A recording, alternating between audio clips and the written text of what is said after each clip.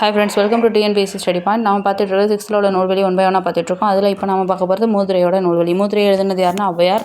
ஆத்திச்சூடி, கொன்றை வேந்தன், நல்வழின்ற நூல்களையும் எழுதியிருக்காங்க. மூதுரை அப்படின்னா மூத்தோர் கூறும் அறிவுரைன்னு பொருள். சிறந்த அறிவுரை கருத்துக்களை சொல்கிறதுனால இந்த நூலுக்கு மூதுரைன்னு பெயர் வந்திருக்கு. மொத்தம் 31 பாடல்களை கொண்டது இந்த மூதுரை.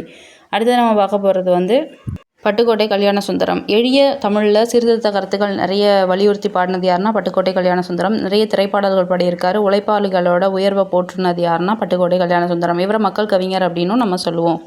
அடுத்தது ஆசாரக்கோவை. ஆசாரக்கோவையோட ஆசிரியர் யார் அப்படின்னா பெருவாயில் மொழியார். இவர் கயத்தூர் அப்படின்ற ஊரை சேர்ந்தவர். ஆசாரக்கோவை அப்படின்னா நல்ல ஒழுக்கங்களின் தொகுப்பு அப்படின்னு பொருள்.